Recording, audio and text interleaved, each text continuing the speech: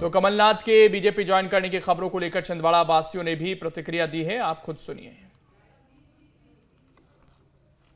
मध्य प्रदेश के छिंदवाड़ा जो हमेशा कांग्रेस का गढ़ रहा, कहीं ना कहीं अब लोगों के दिलो दिमाग में ये छवि बनती जा रही है कि एक तरफ कमलनाथ ने कांग्रेस पार्टी से इस्तीफा दे दिया है, उनके बेटे नकुल नाथ ने भी कांग्रेस पार्टी से इस्तीफा दिया है।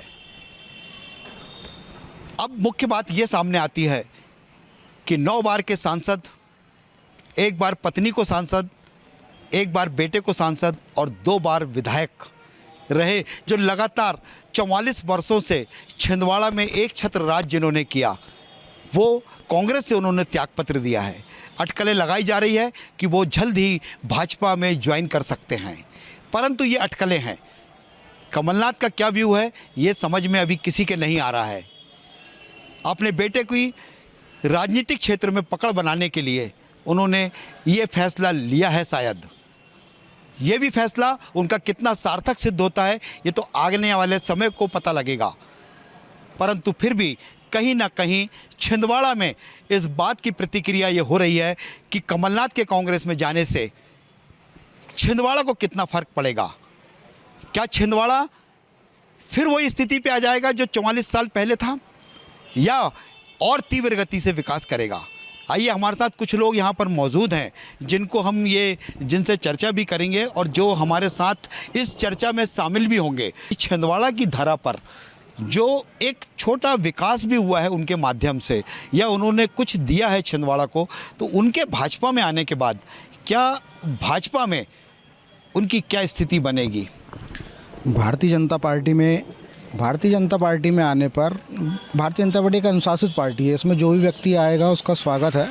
और अगर यहाँ पे भाजपा में आते हैं तो भाजपा की सरकार आज स्टेट में भी है, सेंट्रल में भी है, तो उसमें वो छिंदवाड़ा जिले का विकास होगा। लगातार जिस तरह से कमलनाथ ने अपने कार्यशैली के अनुरूप, चाहे केंद्रीय मंत्री रहते हुए, चाहे मुख्यमंत्री रहते हुए, चाहे वो बिना किसी पद पे रहते हुए, उन्होंने छिंदवाड़ा के विकास के लिए जो काम किए हैं, उससे आप कैसा मानते हैं कि क्या अब छिंदवाड़ा का विकास रुक जाएगा या और तीव्र गति को प्राप्त करेगा?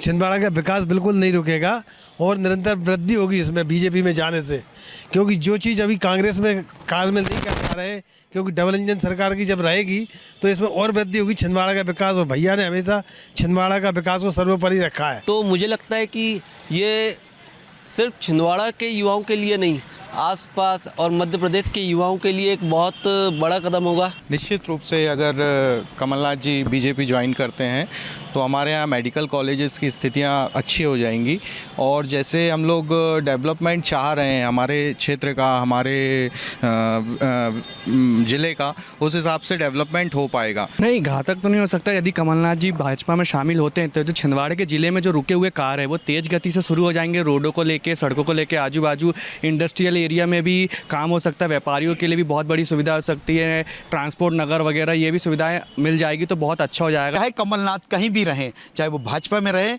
चाहे कांग्रेस में रहें, या वो राजनीति से संन्यास भी ले लें, परंतु छिंदवाड़ा से जो उनका लगाव है वो निरंतर बना रहेगा। वीडियो पर्सन सईद के साथ महेश चांडक, न्यूज स्टेट, मध्य प्रदेश, छत्तीसगढ़।